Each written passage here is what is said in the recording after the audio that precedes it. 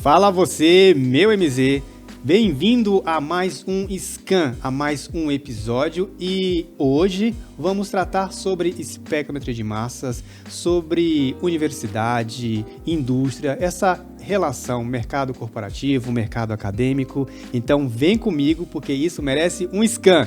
Produção, roda a vinheta!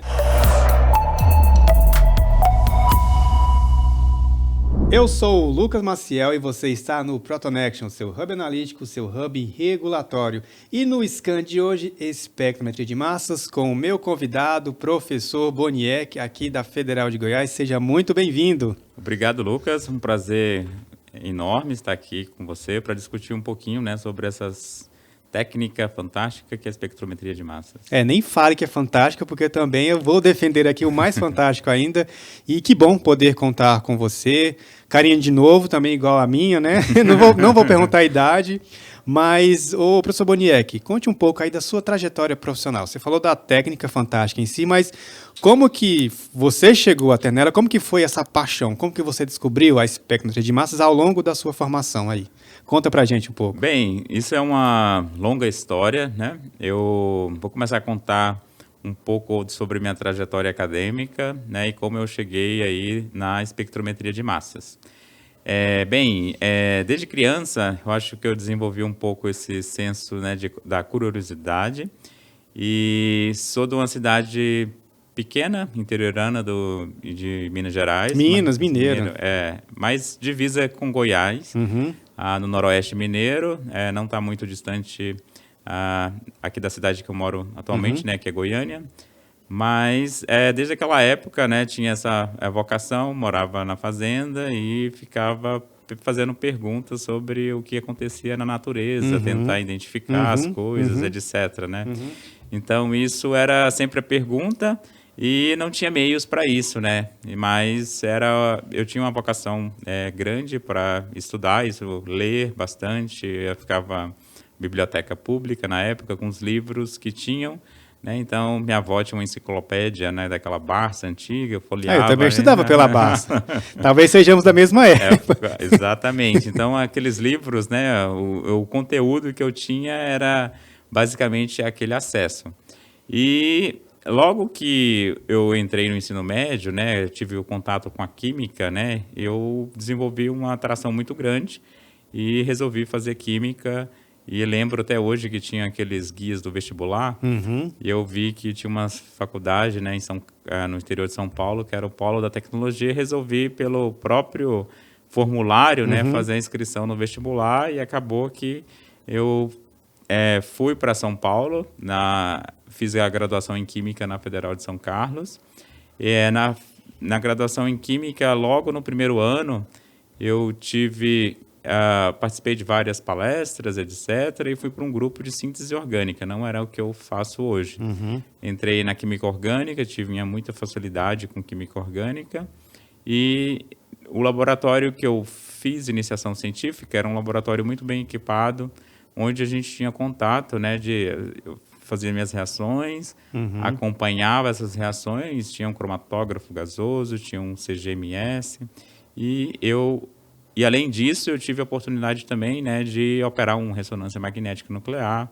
Fiz um curso para isso. Então, além da parte de fazer as reações, síntese propriamente dita, no qual a gente planejava, sempre nunca dava muito certo, os rendimentos, né? Muita gente conhece isso. Exatamente, né? Você tem uma proposta sintética, mas a parte instrumental me chamou muita atenção.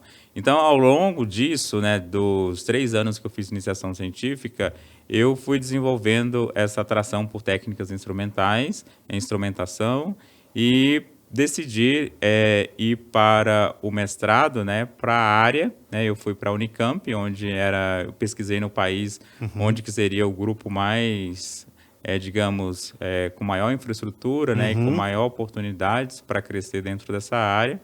Enviei um e-mail, né, para o professor Marcos Erbelin, e ele me aceitou. Eu ficava indo até nas reuniões de grupo antes de ser aceito. Você estava em São Carlos? Você estava em São Carlos na graduação? E ia para Campinas às sextas-feiras. E não era algo fácil, né? Que eu lembro, busão, seja de busão, de ônibus. Busão até Campinas, e de Campinas, da rodoviária até Barão Geraldo, tinha uma linha 335, que era quase a distância de São Carlos a Campinas, por si só, né? Era 1 hora naquele ônibus, mas no final foi muito positivo. Eu entrei no mestrado e comecei a trabalhar, né? Um laboratório que tinha um mundo muito grande, né?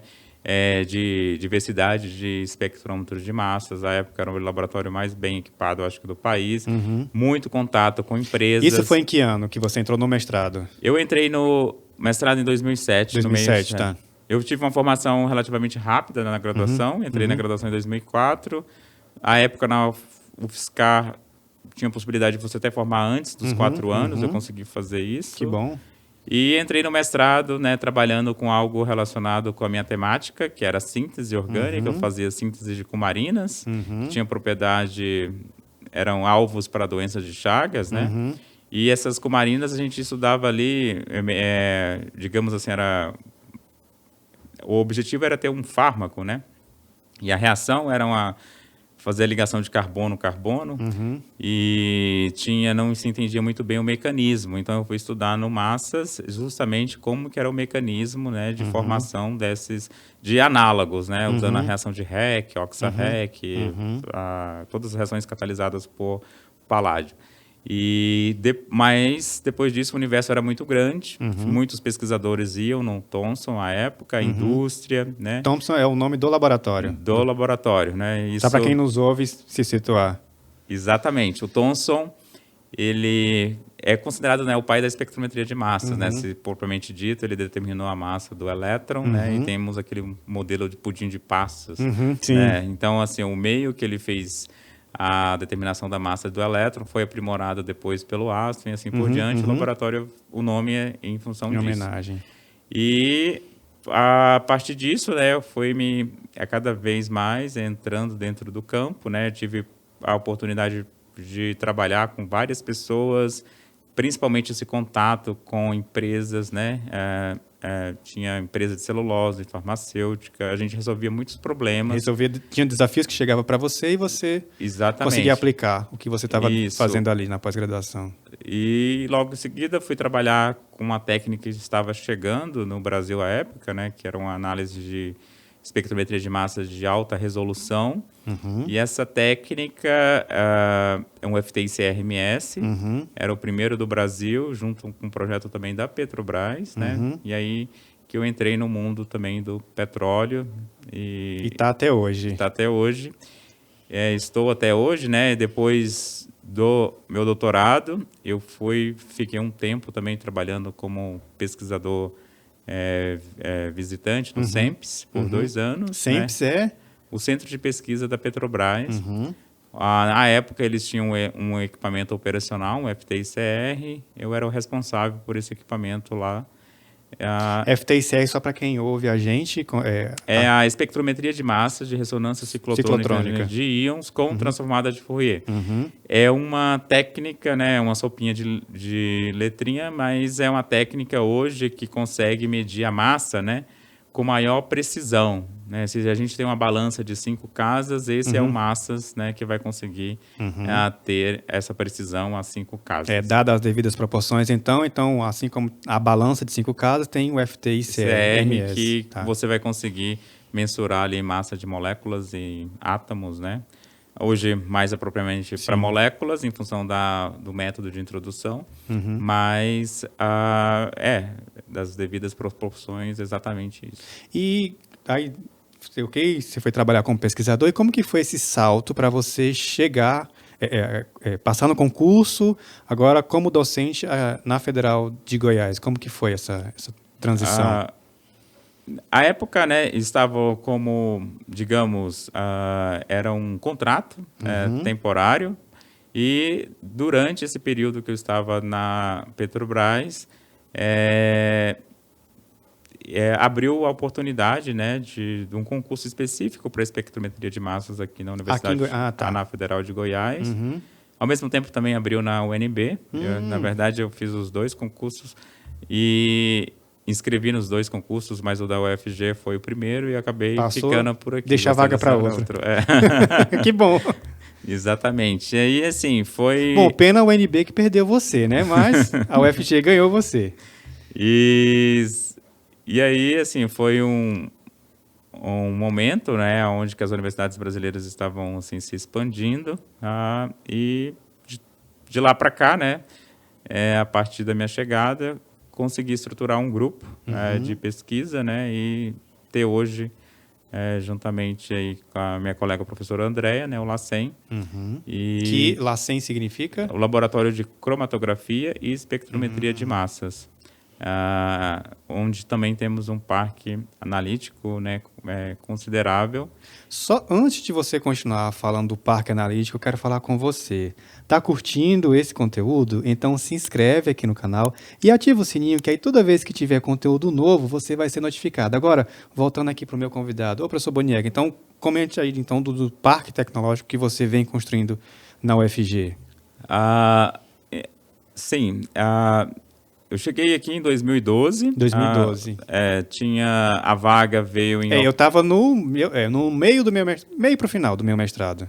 O Instituto fez uma política, né, em função Instituto de Química. Instituto de Química, né? Eles tinham angariado um edital FINEP, no qual havia previsão de um espectrômetro de massas. Olha aí. Resolveram abrir a vaga, né, justamente em função de não haver no corpo de docentes, né, especialistas no tema. Eu vim, mas o equipamento ele chega, você ganha o recurso é liberado anos após, né?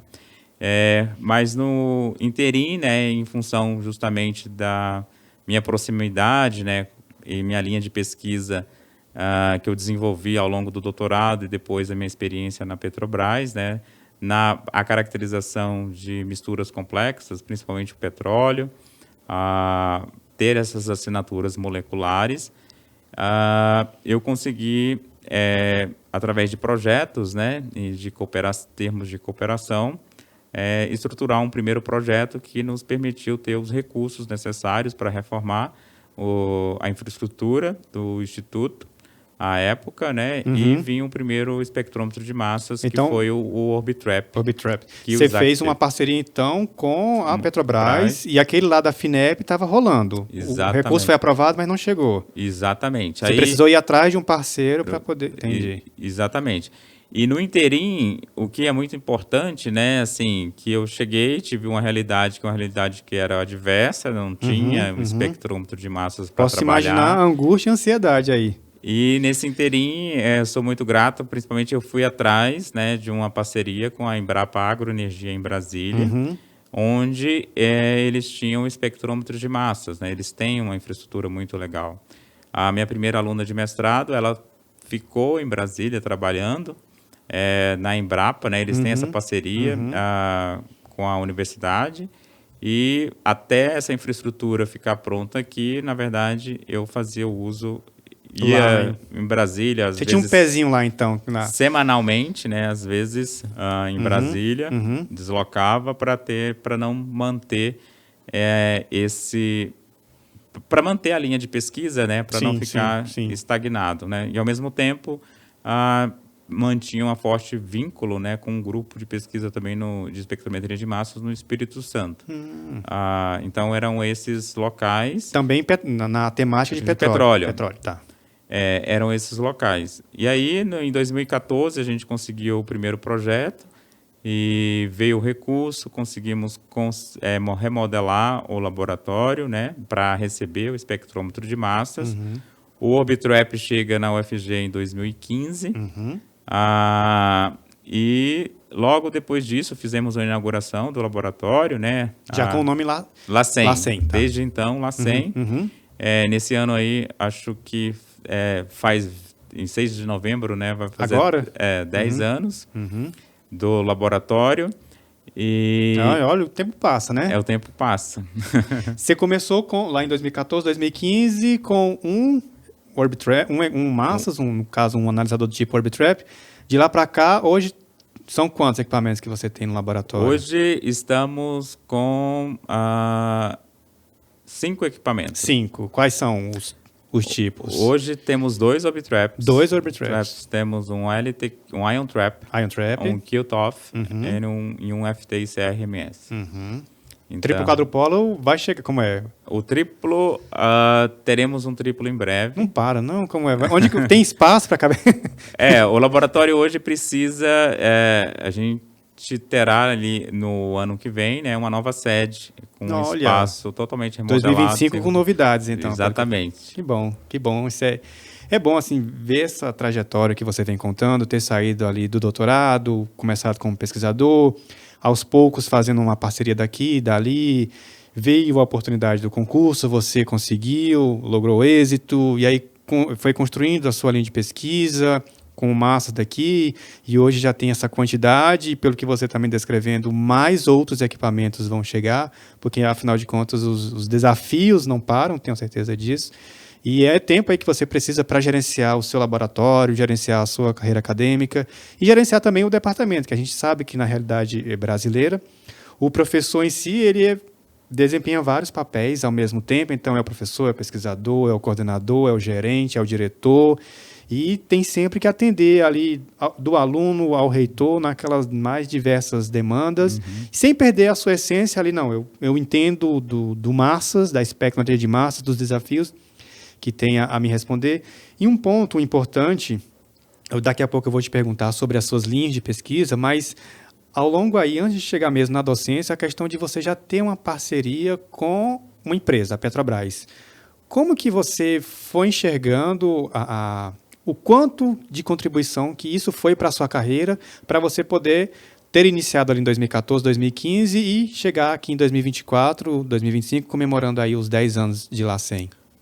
Olha, isso sem dúvida é o pilar, né? É o que sustenta a minha carreira, de ser o propriamente dito, né? Obviamente tem toda essa parte, né? Assim, de essa vontade de querer fazer as coisas, né? De correr atrás a cada dia, de mostrar, né? De se dedicar. Isso é muito importante. Eu acho que a conquista, né? Do projeto, não é só, né?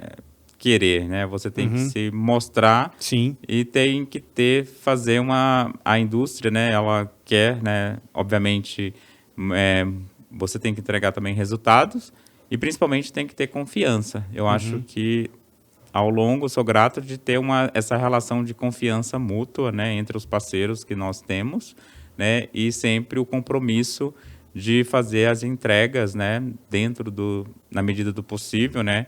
Pesquisa nós planejamos, mas nem sempre, né? É um tiro, às vezes, no escuro. Tem um alto, digamos, taxa, às vezes pode ter uma taxa de insucesso, mas sempre temos, né, mesmo no insucesso, entregando os resultados e respondendo as perguntas. Então, a parceria, né, ela foi muito importante, porque, por outro lado, um investimento totalmente público, isso não seria possível, né? Com certeza. Hoje temos uma disputa, às vezes, por exemplo, um estado vamos imaginar o estado de São Paulo, onde que tem a FAPESP por si só, que injeta muito recurso, mas mesmo assim a espectrometria de massas, como é uma técnica muito multidisciplinar, e eu concordo, as agências de fomento, né, enxergam isso, né, como montar centros, né, e não a pesquisa, né, naquela linha em específico, né, então isso porque é um investimento muito alto e o cobertor é curto, então isso foi fundamental para montar o grupo de pesquisa. E aí quando você conseguiu então o financiamento, os primeiros projetos chegaram, quais linhas, então, eu já vi que você trabalha bem com a parte de petróleo, mas além do petróleo em si, o que tem no LACEN hoje, no seu laboratório de linha de pesquisa, envolvendo massas?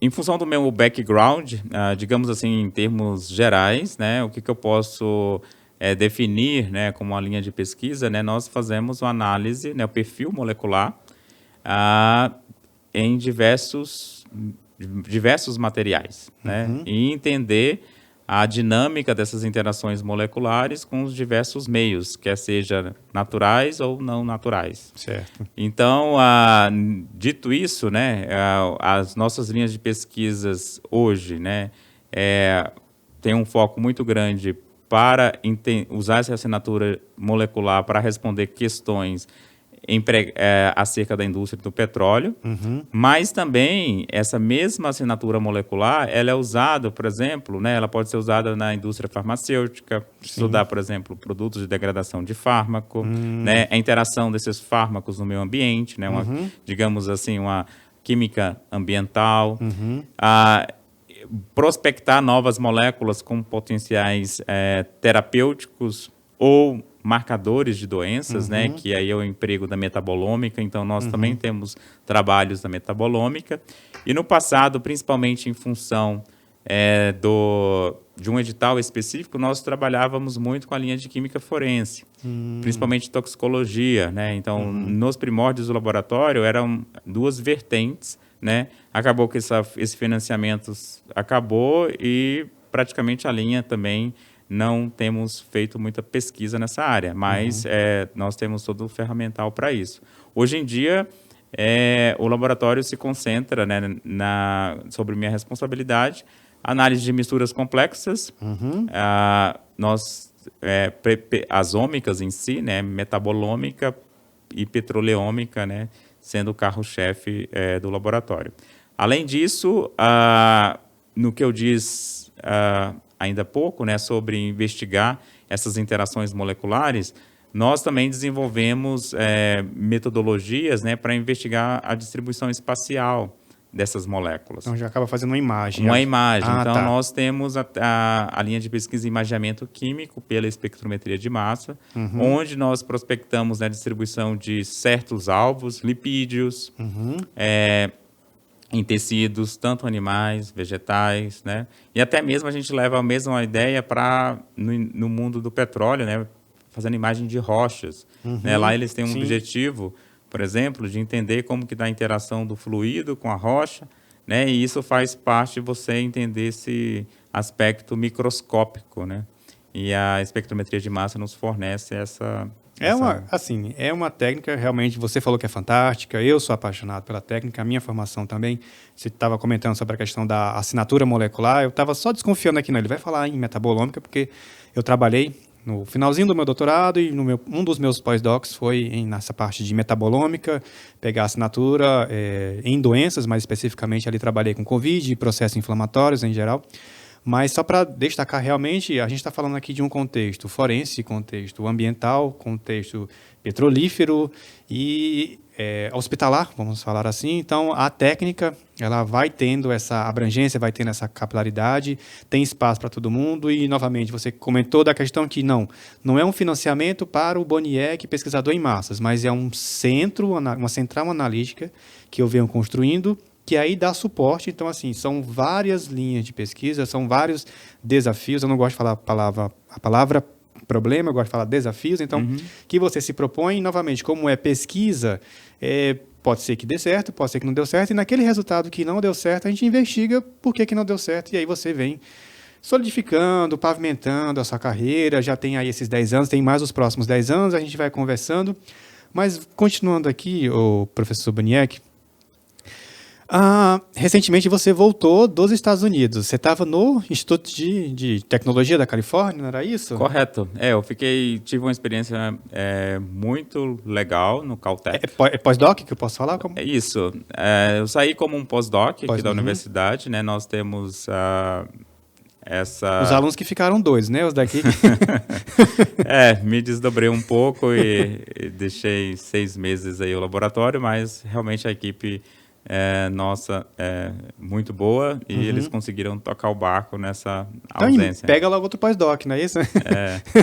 Aí 6 meses, né, tive a oportunidade de sair para aprender uma nova técnica, né, uma nova espectrometria de massas que não temos, que teremos em breve aqui também.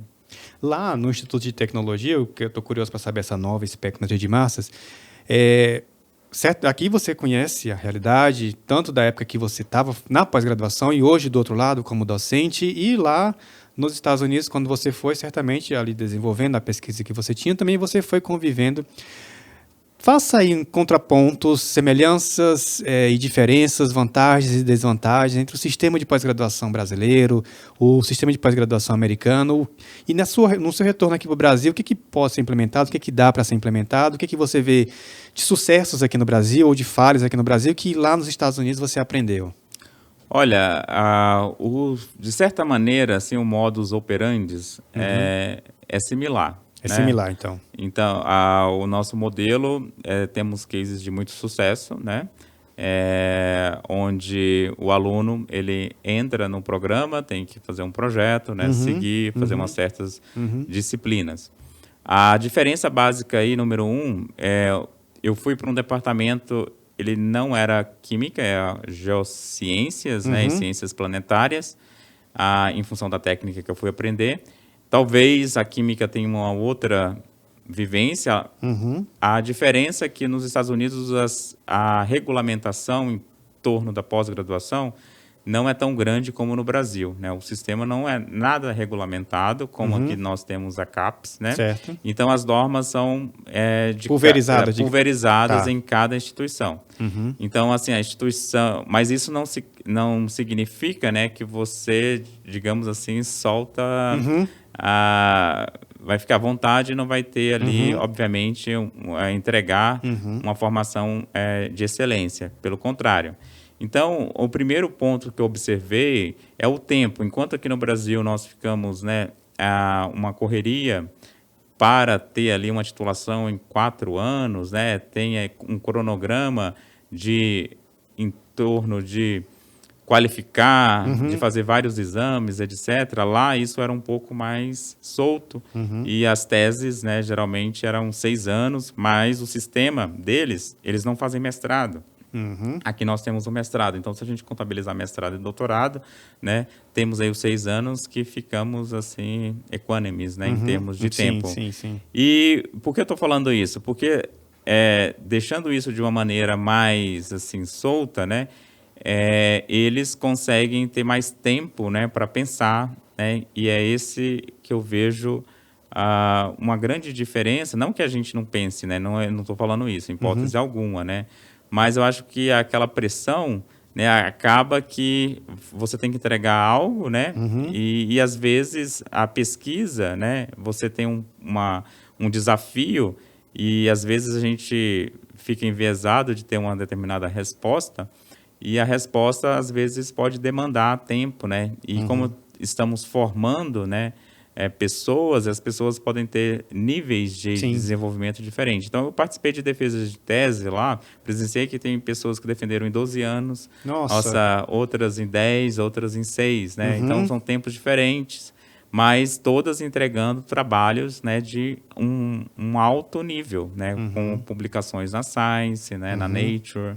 Então, uma tese muito bem encorpada. Mas isso... No geral, né, eu acho que essa é uma diferença em relação a o sistema brasileiro. Exatamente. Essa questão dos follow-ups,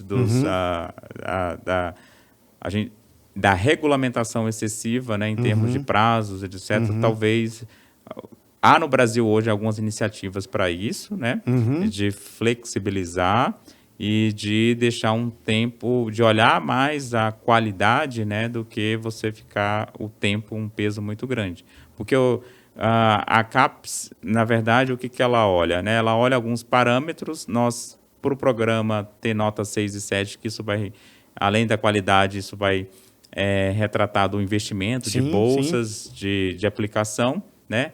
O programa acaba que tem que seguir essas normas, senão ele vai ser penalizado por isso. Sim.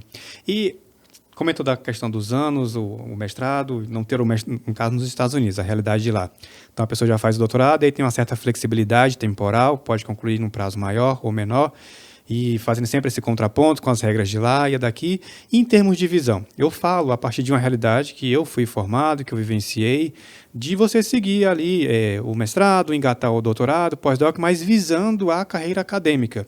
É como se fosse, às vezes, até isso são palavras minhas, tá? Impressão minha, como se fosse uma heresia você falar em empreendedorismo, alguma coisa num ambiente. Nossa, se eu fiz mestrado e doutorado, obrigatoriamente aqui no Brasil, eu vou ser um professor, vou seguir carreira acadêmica.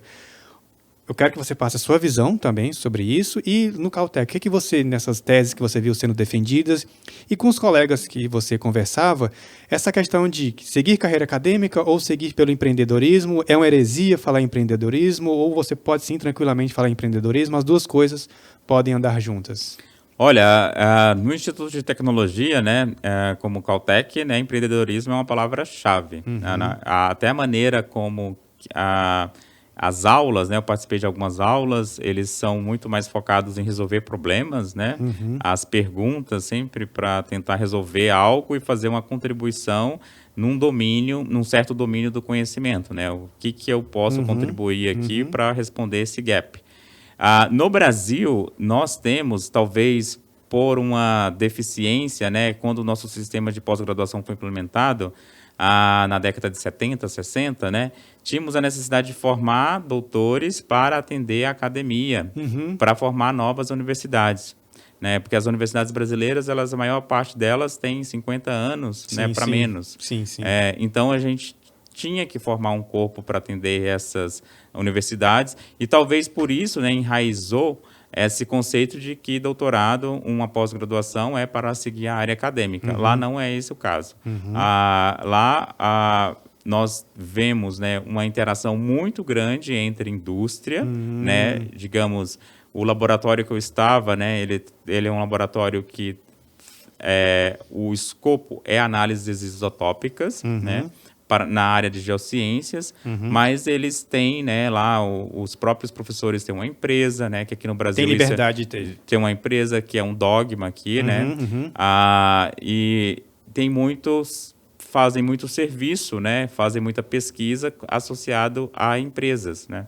A ExxonMobil, as empresas petrolíferas, agora está, por exemplo, essas empresas que estão prospectando hidrogênio, então, em muitas outras tipos de empresas. Então, os estudantes, no que eu pude perceber, eles fazem um mestrado para se capacitar, visando ali uma posição de pesquisador dentro de uma indústria, dentro de uma empresa, né? Então, todos saem, né? E você vai ver, depois eles estão ou num centro de pesquisa ou numa empresa que tem uma economia mais diversificada e eles preferem, né? Porque hoje a inovação é a palavra-chave, né? Temos uma concorrência muito grande e as empresas, para sobreviver no mercado, elas precisam de inovar. Sim, sim. Então, mesmo que você ali no mestre-doutorado fez um projeto específico, você tem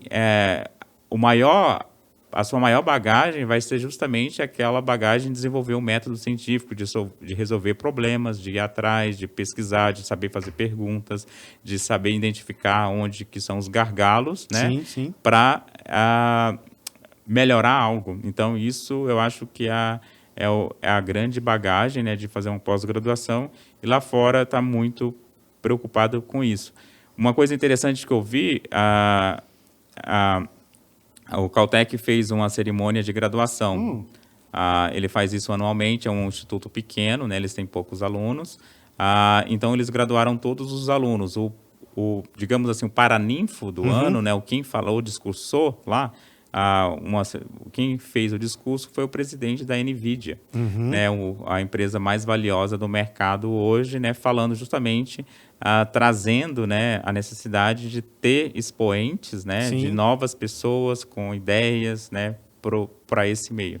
Então, só isso já é um exemplo de como é importante. Além disso, você vê outros centros, a Linde, né, nesse departamento tem um prédio todo, né, que eles estudam a fenomenologia atmosférica, como que se dá o efeito estufa, né, a oxidação de metano na atmosfera, e dentre tantos outros processos, né, todo financiado pela Linde e tantos outros centros, né?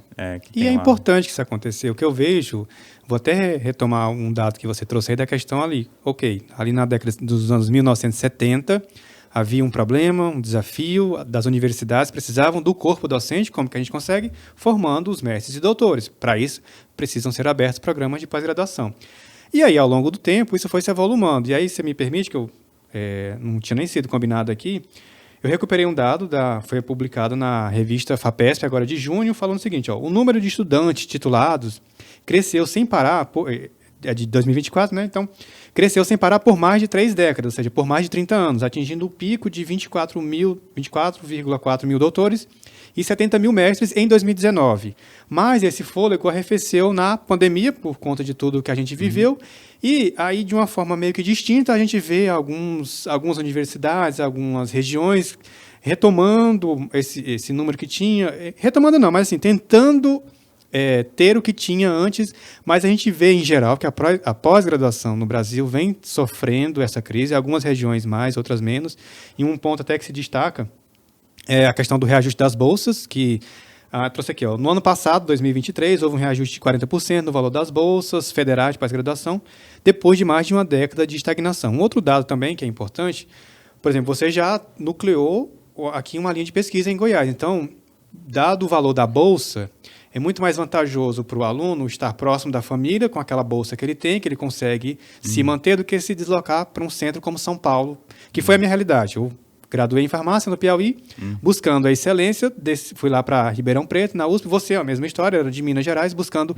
onde que tinham que te atendesse, você foi para São Carlos. Então, assim, a gente vê na pós-graduação em crise, eu não estou comentando aqui, não vou aprofundar nesse mérito, mas, enfim, a gente vê questões como a bolsa, o tempo, a necessidade de tempo que você tem, ou ainda aquela mesma visão inicial de, não, formar para a carreira acadêmica.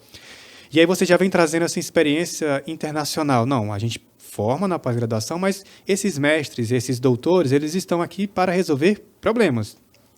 Se a universidade vai absorver ou não, outros campos absorvam. Então, assim, a indústria também pode. Só que a gente precisa, tanto a universidade dar esse passo, quanto o mundo corporativo. E aqui eu trouxe você para justamente a gente tratar dessa experiência que você teve agora recentemente nos Estados Unidos, e aí ao longo da sua carreira, pelo que a gente já vem conversando muito antes mesmo aqui do episódio, que você foi construindo a partir de uma parceria com uma empresa, a Petrobras.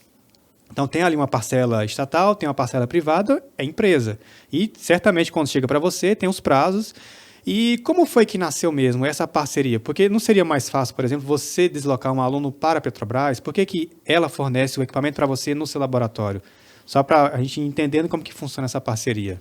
Então, essa parceria, ela se dá basicamente, né, com o objetivo de resolver algumas linhas, né, de pesquisas bem aplicadas, né, para algumas questões, alguns desafios que eles têm, empregando, né, nós empregamos a espectrometria de massas, a informação, a assinatura molecular, né, vai ajudar a responder esses desafios. E justamente em função, né, eu vejo, né, assim, de implementar centros parceiros, né, muitas empresas fazem isso, é justamente porque a dinâmica dentro de uma empresa é né, digamos, né, manutenção, pessoal especializado, né, para operar esses equipamentos, manter esse pessoal, né, isso não é simples, ok? E uma empresa, por exemplo, a Petrobras é uma empresa pública, né? Então, às vezes, o concurso, né, que ele é feito, né, esse pesquisador não consegue adentrar. Mas exemplos no mundo inteiro, né, você sempre tem parcerias, né? O Vale do Silício é a prova disso, né? A prova d'água disso, no qual você tem Stanford, né, uma universidade ali encabeçando, né, nucleando, juntamente com o sistema das universidades da Califórnia, o MIT em Boston, a mesma coisa, com a Harvard. Então, essa aproximação, né, para trazer ideias, etc., eu acho que isso é muito importante. E esses cases, né, a Petrobras tem investido isso não apenas no nosso grupo, mas tem vários exemplos aí, país fora. E aí esse investimento também implica em bolsas, correto? Correto. Tem um equipamento em si que ela fornece, são bolsas de mestrado, que aí diminui um pouco a dependência sua com relação a linhas de fomento de agências de fomento. Exatamente. Essas bolsas, né, e às vezes elas são maiores que o valor. São mais competitivas. E Legal. você tem uma maneira também, né, de segurar pessoal. Algo importante, né, dentro da linha de pesquisa de espectrometria de massas, que eu observo tanto no grupo que eu sou egresso, como no grupo aqui, que tenho agora alguns egressos, né, do nosso grupo, que a maioria estão trabalhando em indústria, né? Indústria mesmo. Exatamente, o pessoal forma e a indústria, né, principalmente dentro dessa área, necessita, né, dificilmente um graduado, né, uma pessoa que vai sair da graduação, que é uma formação mais generalista, né, Sim, sim. terá esse domínio, então eles preferem, né, ter os doutores trabalhando. Então, tenho desde alunos na biotech nos Estados Unidos, né, alguns aqui algumas empresas aqui na região de Anápolis, né, trabalhando em farmacêuticas, e muitos também estão no exterior. Então, é bom que você já está fazendo essa mudança no seu laboratório, assim, a partir da sua linha de pesquisa e do que você vivenciou no próprio laboratório, independente de vir uma nova pós-graduação, um novo sistema de pós-graduação, você já vai criando essa mentalidade em você e vai repassando para os seus alunos, que é algo também que eu sinto necessidade, que eu tento repassar para quem está aqui acompanhando a gente, ouvindo a gente, que você ali, sendo o mestre, sendo o doutor, você está apto a resolver problemas. Se vai ser na indústria, se vai ser na universidade, você está ali preparado e está disposto. E nesse mesmo dado da revista FAPESP, eles tratam isso, que a questão da mão de obra, o pós-graduando é uma mão de obra mais refinada, mais sofisticada. Até mesmo por isso, dado aí a pandemia recente que a gente viveu, não foi afetada tanto essa mão de obra em termos de empregabilidade, porque demitir um mestre, demitir um doutor é mais complicado, porque você precisa repor alguém no mesmo repor com alguém do mesmo nível. Então, assim, é uma mão de obra que, dada realmente o quantitativo que a gente tem no mercado, então é valorizado, mas assim também. O mercado está buscando esse mestre e esse doutor, mas que, sem esquecer das expectativas também ali daquele mercado corporativo. Os prazos, os tempos, os valores, os projetos que tem. Então, o pós-graduando tem que saber ali também conciliar a bagagem que ele construiu e atender a expectativa daquele parceiro que está ali do lado. Então, é uma nova realidade. Ele saiu daquele ambiente, digamos assim, protegido, do laboratório, da pós-graduação, e agora ele é o orientador. Então, ele já não tem mais alguém. Ele reporta a ele mesmo e tem um gestor ali que ele precisa reportar. E aí que eu vejo também muitos desafios, que é algo que a pós-graduação ela vai também moldando. Eu não tive formação na parte de disciplinas, digamos assim, de empreendedorismo, mas a gente vai buscando essa formação para também, em vez de estar buscando culpados, não, vai atrás. Então, se hoje é algo que eu preciso, eu vou atrás. E se tem uma coisa que a pós-graduação me ensinou, que eu já sabia, era pensar de uma forma assim, organizada, estruturada, respeitando os processos. Então, no meio de empreendedorismo, como que a gente sobrevive, como que a gente vive? Você comentou da questão de ir atrás de parceiros como a Petrobras e fazem o custeamento da sua linha de pesquisa, das bolsas dos seus alunos. Então, do lado de cá, também eu vou buscando parcerias, como que eu posso melhorar o meu alcance e fruto da minha pós-graduação, indiretamente. Eu não tive a disciplina empreendedorismo, marketing, digamos assim, mas assim como na pós-graduação, que a gente faz experimento, dá certo, não dá certo, por que não deu certo? Por que deu certo? E a gente faz aquilo que deu certo, tenta replicar o que não deu certo, a gente estuda e é um passo a passo. A pós-graduação, hoje, no meu modelo de negócios, eu estou aplicando o que eu aprendi na pós-graduação. Eu não tive diretamente aquela aula, mas indiretamente em repetir o experimento, em planejar, fazer uma análise de risco, uma gestão, então acaba que, então não é bem assim. A pós-graduação me preparou. Só que cabe também a minha crítica, a minha avaliação, saber que pontos que eu preciso, massas eu também, prioritariamente foi ali massas, preparo de amostra, metodologias analíticas, mas tem ali o subconjunto, o background que você tem, e é o que eu estou colocando hoje para fora. E tendo essa oportunidade de conversar aqui com você, já trazendo aí muitos desses desafios que você vem enfrentando e vamos falar de espectrometria de massas. Eu já sei das suas linhas de pesquisa, o que você está atuando. Por que é uma técnica que te ajuda? O que ela tem de diferencial que, por exemplo, um LC-DAD, um LC-UV não te permite? O que tem na espectrometria de massas para ser esse diferencial? Olha, uma excelente pergunta, né? Por que a espectrometria de massas é tão importante em diversas áreas do conhecimento, em diversas linhas, né? Digo aí para vocês, né? estive no Caltech. O Caltech é muito conhecido, né, pela aquela série Big Bang Theory. Você não encontrou com nenhum Sheldon por lá, não? Eles estavam filmando o Young Sheldon dia, né? O Hollywood Studio Tava lá?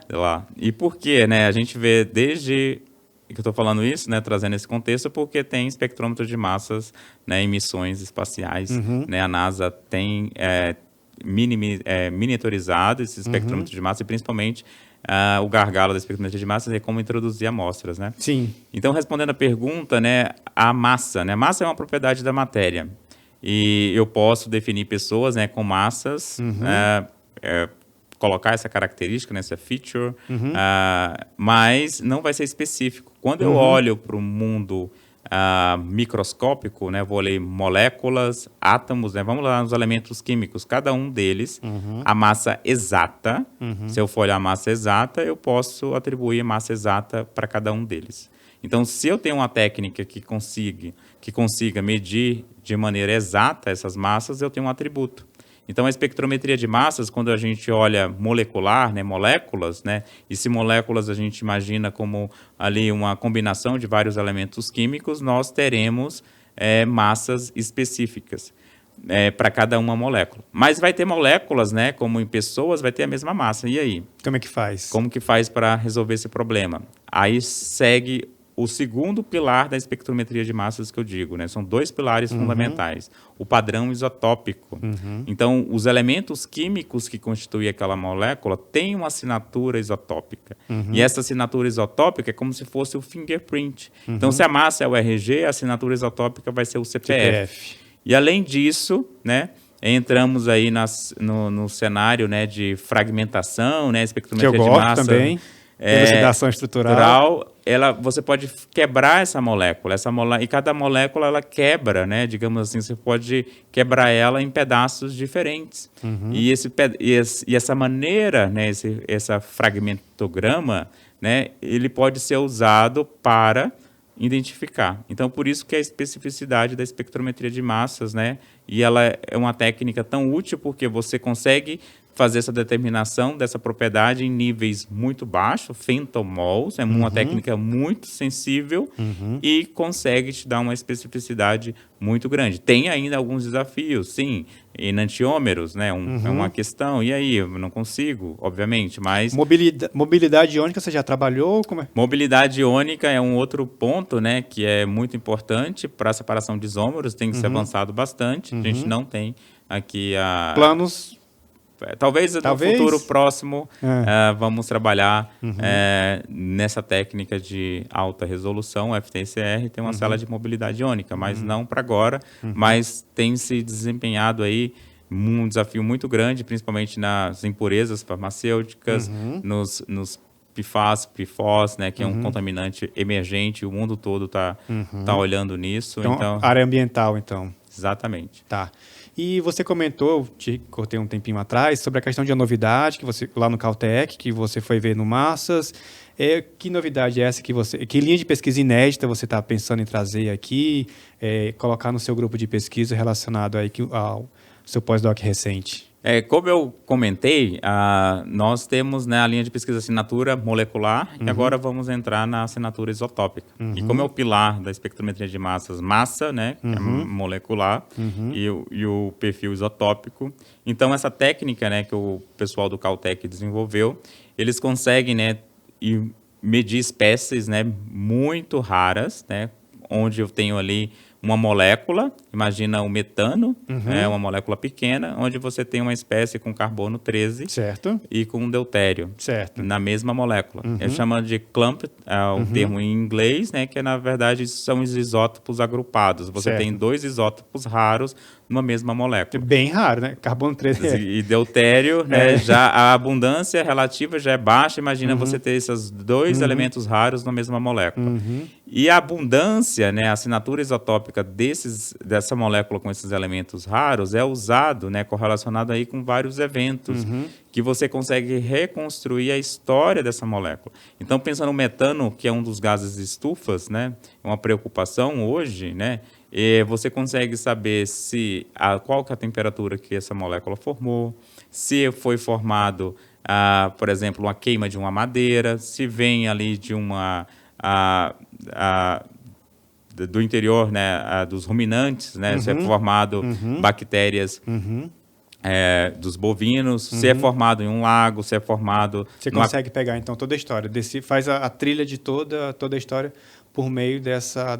A assinatura isotópica vai me conferir, né, saber se ele é biogênico, né, se é de origem biológica, e que tipo de micro-organismo, né, formou, e se, por exemplo, a termogênica, né, que é o nosso que também é um dos objetivos, para gases naturais, né, já é ali dentro do ambiente do petróleo e obviamente, entender esses mecanismos que ocorrem lá embaixo no subsolo. Você comentou que é uma novidade, e é uma novidade para quanto tempo? 1 ano, 5 anos? A técnica, né, para fazer isso é um setor magnético. Foi um dos primeiros espectrômetros de massas. Né, você precisa de ter uma fonte de EI, que é a ionização por elétrons. E esse setor magnético, né, ele era limitado à resolução. Então, houve um avanço ao longo desses últimos anos muito grande em termos de eletrônica, né? O próprio grupo do Caltech, em cooperação com a Termo, que é a fabricante, né? Eles desenvolveram esse equipamento, eles têm a patente desse equipamento, que é um equipamento comercial hoje para fazer isso, né? Chega ali em 40 mil de poder de resolução para um setor magnético, algo muito alvo, e você consegue medir, assim, contar, assim, basicamente poucas moléculas, né? Cerca de milhares ali, né? Num universo bem restrito. E esse equipamento, já estamos com a expectativa de recebê-lo agora até o final do ano. Olha aí, coisa boa. Então, você comentou EI, ionização por elétrons, e aqui, como eu gosto sempre de trazer para você os fundamentos da técnica, a gente entender, decifrar EI, ionização por elétrons. Aí a gente pode falar ESI, APCI. Defina para a gente também, ajuda aqui para quem está ouvindo a gente, falar um pouco de ionização por eletrospray, ionização química, pressão atmosférica. Não tem uma fonte de ionização que seja universal? Por que eu tenho que ter fontes de ionização diferentes? Olha, o espectrômetro de massas, eu digo que ele consegue medir a massa de qualquer espécie, né? Aqui eu estou definindo espécie tanto como moléculas e átomos, ou mesmo até vírus, macromoléculas, né? Desde que esteja na fase gasosa e ionizado. Sim, é importante. É importante. Só que a maneira como eu vou colocar isso dentro do espectrômetro de massas, né, é o gargalo. Sempre foi o gargalo. Nós tivemos o EI por muito tempo, sendo como carro-chefe, e hoje, em termos de equipamentos, o mundo afora, não tenho esses números, né? Mas talvez, né, como se olhar cromatógrafos gasosos acoplados ao espectrômetro de massas, né, se tiver um maior número, talvez o EI ainda é mais presente em laboratórios que a gente vê que aplica, só que aí tem a limitação da estabilidade térmica, o tamanho molecular, só que a gente conhece o universo químico. Então, assim, nós não somos constituídos, a natureza não é constituída apenas de moléculas de massa molecular reduzida e que tem ali uma certa estabilidade térmica. Tem todo um outro universo que precisa ser analisado, que aí é onde entra a parte das pesquisas dessas fontes de ionização à pressão atmosférica. Né? Exatamente. Então, o EI, ele é focado, né, como você comentou, para quê? Para moléculas que são voláteis, ou seja, moléculas apolares de baixo peso molecular. Moléculas muito grandes, você fragmenta e você vai ter só o fragmento e se você quer... A primeira pergunta para fazer espectrometria, quando você faz uma análise de espectrometria de massa, quer saber a massa, né? Então, você vai perder essa informação da massa. Então, esse salto da espectrometria de massas da parte, né, dessas moléculas pequenas para macromoléculas, né, que conferiu 2 prêmios Nobel, né, a pesquisadores da área, né, veio aí o eletrospray e o MALDI, que veio ao mesmo tempo. O John Fein e o Tanaka, né? Exatamente, o John Fein e o Tanaka. O eletrospray é um modo de ionização no qual, digamos assim, é um modo onde você transfere íons da solução para a fase gasosa, né, e ali você consegue analisar moléculas polares, né? E macromoléculas. O espaço químico já aumenta, né? Já aumenta. Sai daquele espaço apolar e vai para o espaço o quê? Eu posso contemplar quase todo mundo aqui. E o espaço de massa aumenta gigantescamente, né? Digamos assim, você sai desde moléculas de baixo peso até moléculas proteínas aí com megadaltons de massa. O molde da mesma maneira, só que o molde tem uma característica, né? Ainda precisa ali do vácuo, né? Mas ele é mais usado quando eu preciso de moléculas grandes, né? Macromoléculas, uma vez que eu vou usar matriz, e a matriz, né? Obviamente, ela se fragmenta, você pode ter ali uma interferência em massa baixa. E mesmo assim, você pode fazer um screening, né? Uma escolha, uma varredura da matriz para ver qual que é a melhor. E tem, aí foi EI, ESI, você falou do molde, APCI. O APCI e o APPI são métodos, né, que existia, né, no passado, técnicas, né, nessa tentativa de aumentar, né, os pesquisadores viam na espectrometria, o Thomson, no livro, eu tenho um livro do Thomson, o livro do Tubo Rays, ele falava que esses raios catódicos, né, poderia resolver muitos problemas na ciência. Lá atrás ele já previa isso. Foi até só um parêntese aqui na sua fala, porque o massas em si, a técnica, a espectrometria de massas, nasceu no ambiente de física, para responder problemas de físicos, massa do elétron. Hoje a gente vê o emprego aí, petróleo, farmacêutica, biomédica, toxicologia ambiental, mas em essência nasceu ali a partir de uma picuinha entre físicos. Ó, quem consegue provar primeiro a massa do elétron, ok. Então daqui nasceu massas, mas voltando aí para você. Exatamente. E aí ele já via essa grande aplicação, então os pesquisadores tinham ali procurando alternativas, né? A gente tem o EI, onde eu tenho ionização por elétrons, mas ele tinha um problema que alguns álcoois, por exemplo, aminas, né, você não tem o íon molecular, você não consegue saber a massa. Fragmenta muito rápido. Sim. E aí desenvolveu a técnica de ionização química, no qual você coloca um gás, esse gás ele vai ser, né, absorver aqueles elétrons em maior quantidade, ele que vai fragmentar e você tem reações íon-molécula na fase gasosa. O mesmo conceito foi traduzido para a pressão atmosférica. Ao invés de você fazer no vácuo, você faz na pressão atmosférica. Então, é o APCI. Que aí você tem ali a descarga corona, que gera os elétrons, então uma ionização indireta dos gases, os gases reagem com as moléculas, e aí você ioniza o seu composto de interesse. Exatamente. Aí o APCI, como a ionização já ocorre na fase gasosa, você não tem uma competição por prótons, né, como na fase condensada, na fase líquida. Que no caso ESI, a gente ioniza na fase líquida, a APCI é a ionização em fase gasosa. Exatamente. Por exemplo, então os hormônios, né, os esteroides, eu não vou conseguir ter uma resposta de ionização muito boa com eletrospray. Praticamente pode ser sorte ou vai depender do meio, né, se eu aumento ou não um aditivo. Já no APCI, essa vai ter uma resposta boa. E o APPI, né, que é uma outra, que é como se fosse... a fotoionização, como se fosse um irmão do APCI. Por que um irmão? Hoje em dia, as fabricantes, né, você já tem ali no mesmo ambiente, na mesma câmera de ionização, digamos assim, né, você tem ali a agulha, no qual você vai aplicar o alta voltagem, né, um potencial para formar descarga corona, e do outro lado você pode ter ali uma lâmpada de UV, né? A probe, né, que você vai fazer a vaporização é a mesma. Ao invés de ter ali a descarga corona, você pode jogar uma lâmpada de UV, né, que vai fazer a fotoionização à pressão atmosférica. Lembrando que a fotoionização é um princípio parecido lá com o detector DAD, né, da cromatografia líquida, né? Ele vai conseguir ionizar apenas compostos que têm uma insaturação, ligação dupla, né? Tem ali algum grupo cromóforo. E mesmo assim, a lâmpada, ela não tem energia suficiente para ionizar todas as moléculas. Então, você às vezes precisa colocar um dopante, ou seja, aquela molécula que vai ionizar e ela depois transfere carga para o seu analito de interesse. E o APPI, ele tem a pressão atmosférica, que você não precisa trabalhar em vácuo, que tem várias limitações, né? Você consegue ionizar o quê? Compostos de baixa polaridade.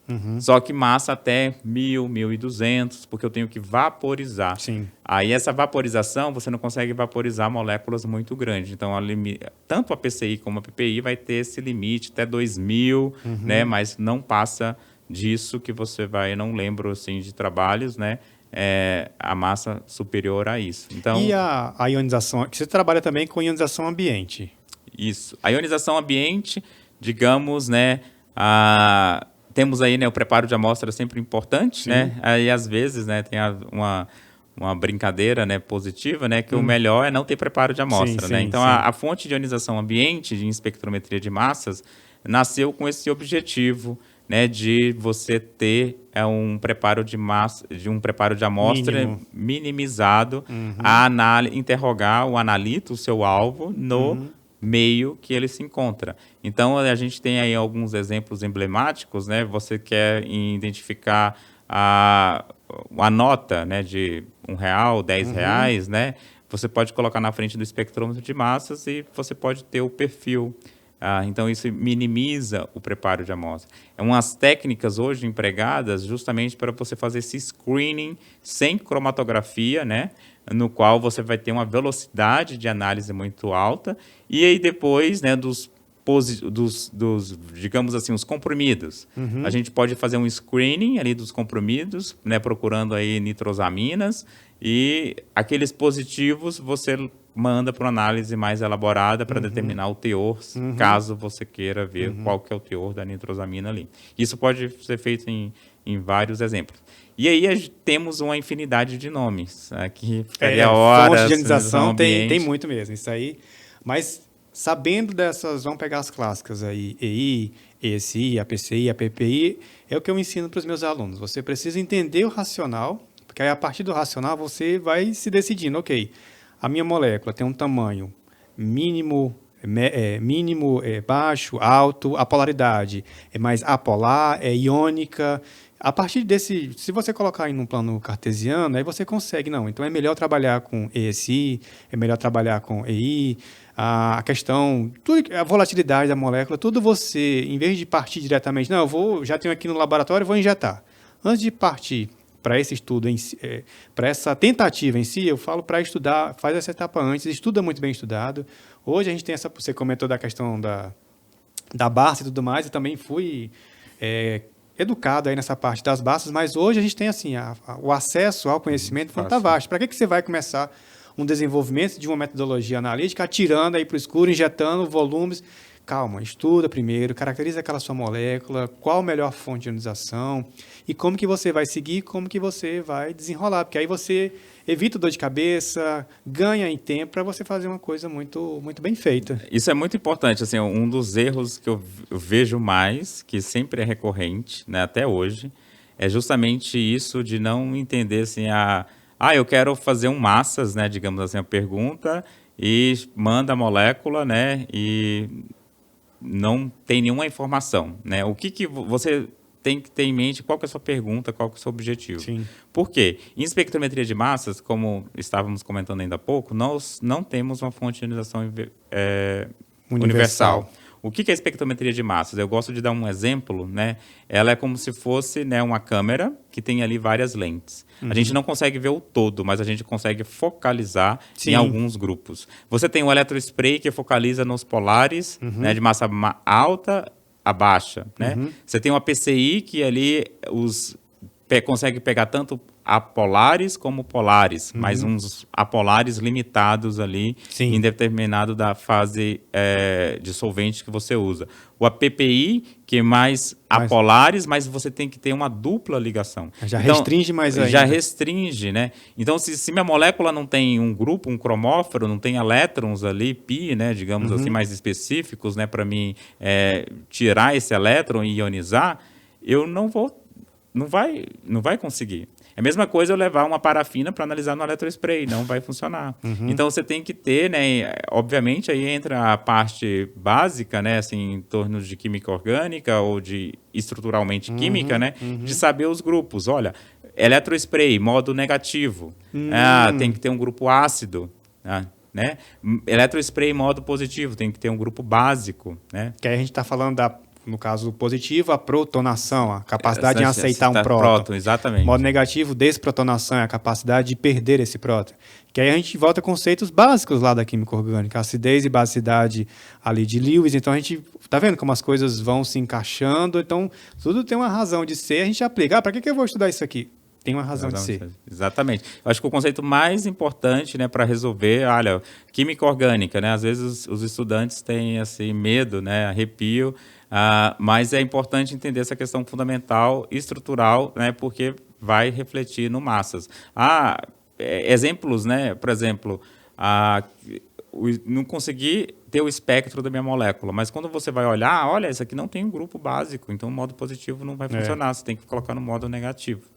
Então, são exemplos, né, dessa conjectura, né, que é importante para simples, né, que resolvem. Você faz aquela avaliação inicial para poder, ok, eu vou seguir por esse caminho, porque vai muito naquele, não, eu cheguei, já quero mostrar serviço, tem um mestrado, tem ali uns 2 anos pela frente, mas eu já quero encurtar, já pegar o título e vai injetando. Não, aí nisso que você já vai injetando, perde muita informação.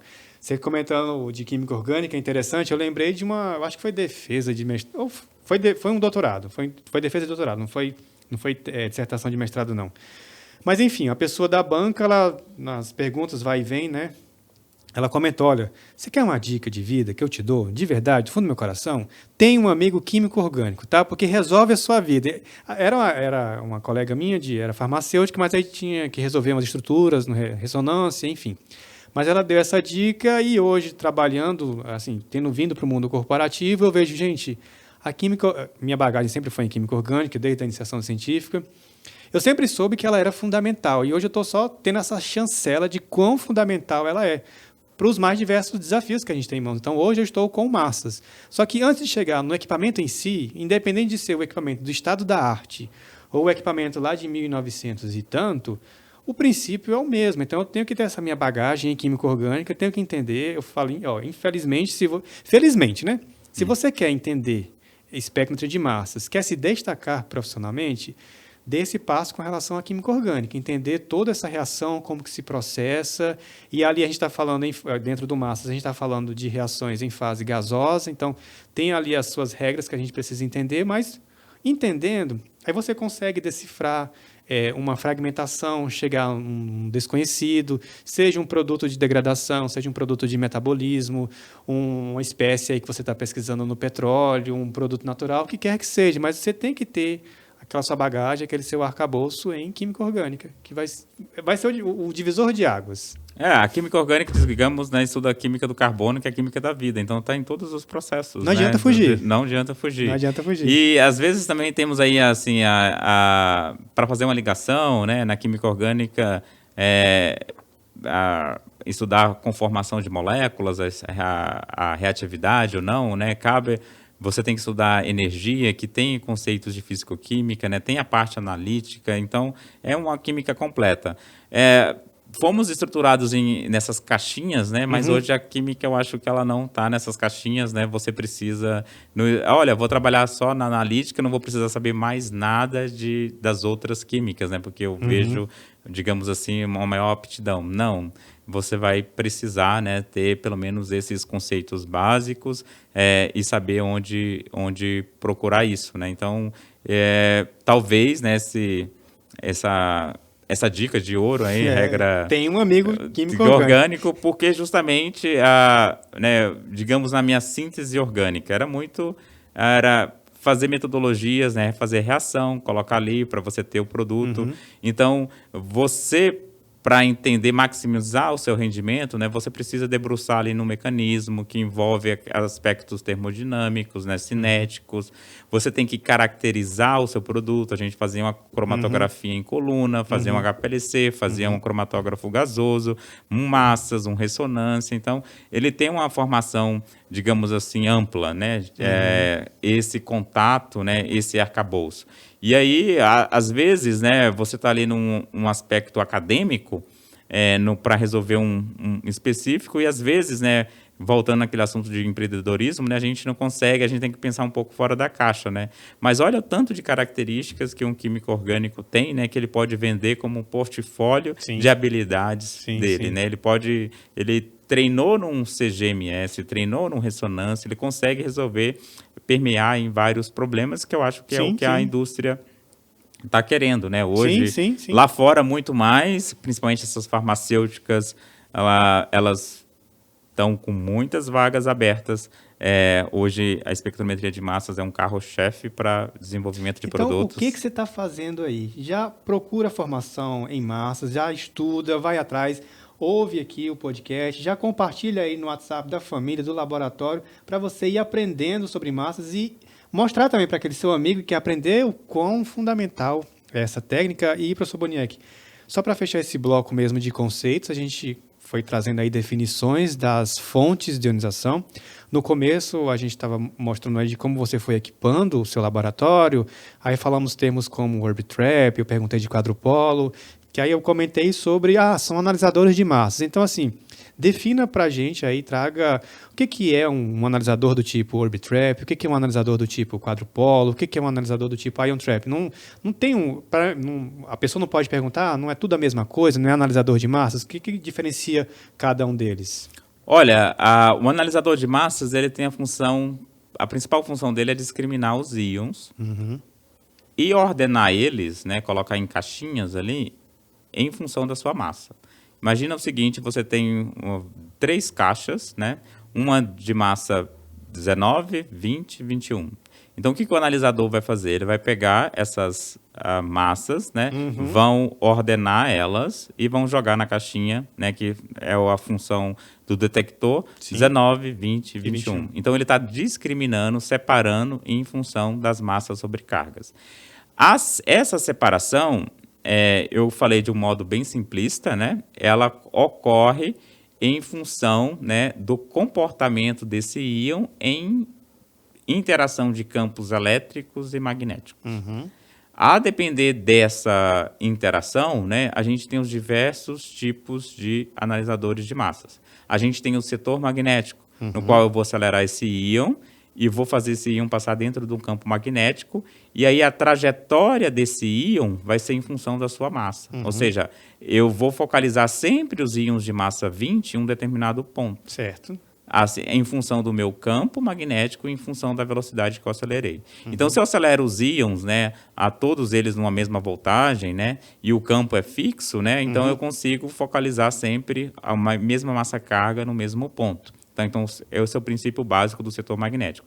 Já o quadrupolo, eu estou empregando ali um potencial, né, elétrico, né, tanto um elétrico que é uma corrente fixa e alternada, né, e a gente vai gerar um campo, né, quadrupolar, em função também da geometria, no qual eu vou deixar passar apenas uma massa sobrecarga. Uma massa sobrecarga vai ser estável, porque o campo vai ficar oscilando. Então, aquele íon, né, se ele não tem a trajetória de estabilidade, ele vai se chocar no polo, né? Ele vai ser neutralizado, então eu vou perder esse íon. Ele fica oscilando, né? Ou eu troco o polo positivo, atraio, depois mudo, ele repele. Atrai, repele, até chegar no detector. Isso só para você ficar claro, para você entender, previamente, essa molécula foi ionizada, então agora você tem um íon, seja ele positivo ou negativo, então ele tem aquela carga. Digamos que ele seja positivo. Ao entrar no quadrupolo, então aquelas 4 hastes cilíndricas estão lá, positivo, negativo, alternando, né? E o analista de interesse, você ajustou lá no seu software, não, eu quero analisar o 19, o 20, de razão massa-carga. Então, o 19, ele desenvolve essa trajetória estável ao longo desses quadrupolos que ficam alternando as polaridades e quem não apresentar esse valor de 19 vai ser expelido, vai para fora desse quadrupolo. Então, de interesse é só o 19 que segue, só para ficar claro para você que está ouvindo e acompanhando aqui a gente. Exatamente. No equipamento, nós, por exemplo, fazer o modo SIM, né, que é o modo de seleção de monitoramento de íons. É um Single Ion Monitoring. Exatamente. Quando eu seleciono ali a massa, ele vai deixar passar, por exemplo, lá tem o íon 94. Apenas o 94 vai passar, porque, na verdade, eu estou aplicando um potencial constante DC, um RF. E esse potencial ele é mapeado para cada massa sobrecarga. Já os Ion Traps, né, que é um outro analisador, tem um princípio meio parecido com o quadrupolo, só que agora num espaço tridimensional, numa gaiola, no qual, enquanto no quadrupolo eu passava um íon, eu aplicava um potencial para deixar só uma única massa sobrecarga estável ao longo do meu analisador, do quadrupolo. Aqui eu aplico um potencial para deixar todo mundo estável.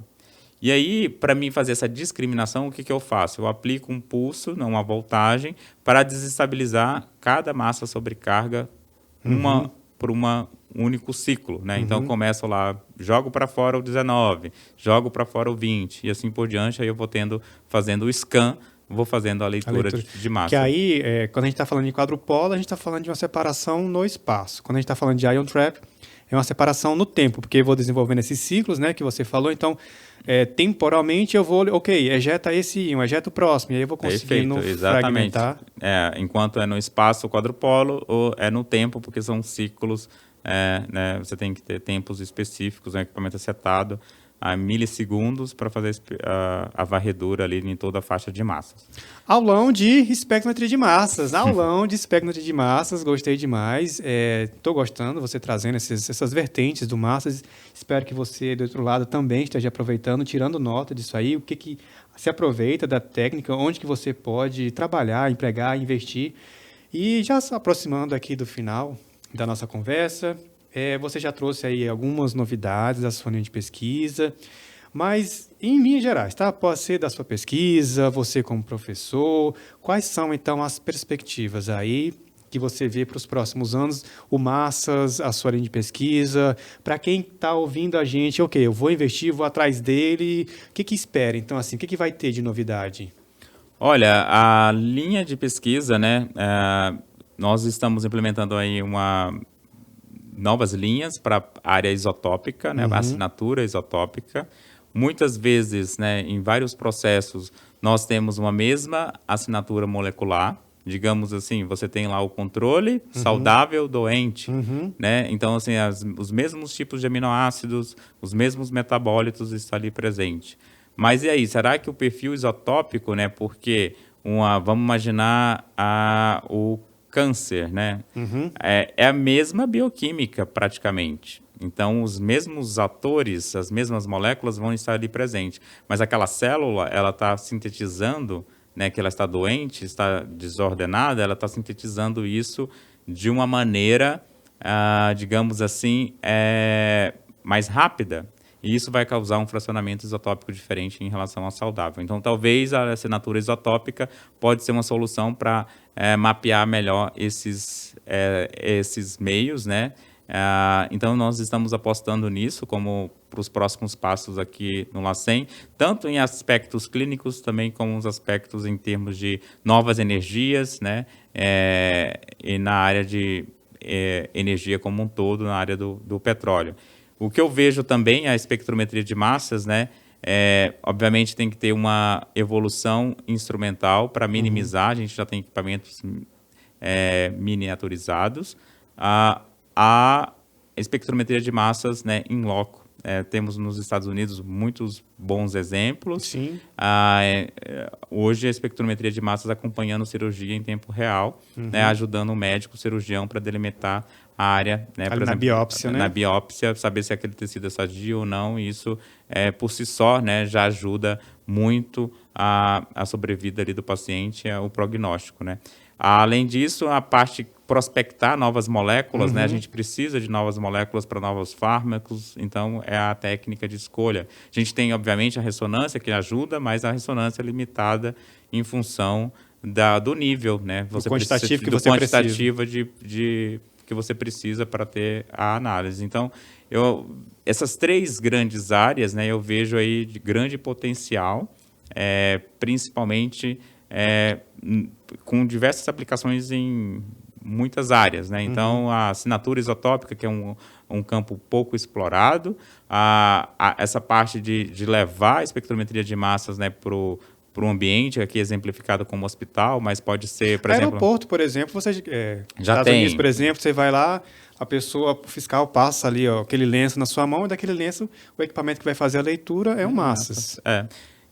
Hoje, por exemplo, em muitos hospitais, a gente tem eles nem...